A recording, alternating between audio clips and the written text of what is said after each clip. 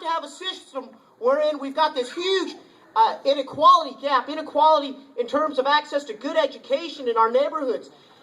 It's a huge gap there. We don't have to have this huge inequality gap in terms of access to good jobs, in terms of access to power in our neighborhoods. We don't have to have that. If we stand together and we organize, I'm an organizer.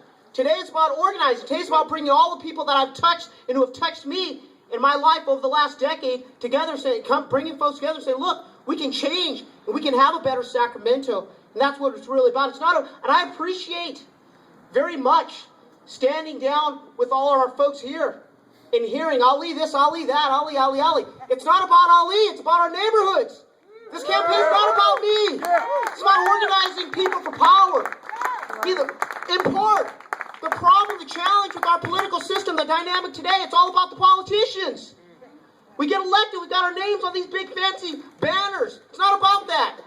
It's about building a community of people who understand that if you are going to be in a position of power, that power should be exercised in such a way that you are enabling everybody in your community to succeed. Not just the few, not just the wealthy, not just the well-connected. Right. That's what this is about. Right.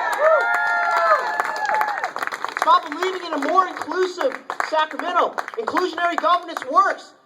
Inclusionary governance works. And when it doesn't work, it's because we're not paying attention.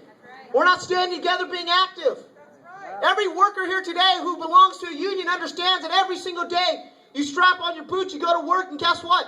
The boss is fighting you. Yes, sir. But you got to push back. Yes, sir. You got to push back, and our neighborhoods have come to a point where they understand you got to push back.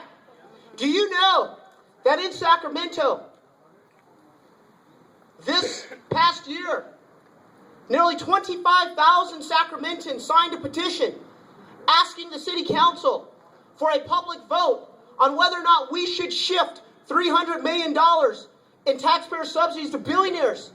And we had a city council that idly stood by, my opponent idly stood by, said nothing about it, allowed the city clerk to throw the signatures out for a judge to rule it invalidated. And you know what that said? That said that democracy doesn't work for you, it works for us. It works for the connected and the insiders.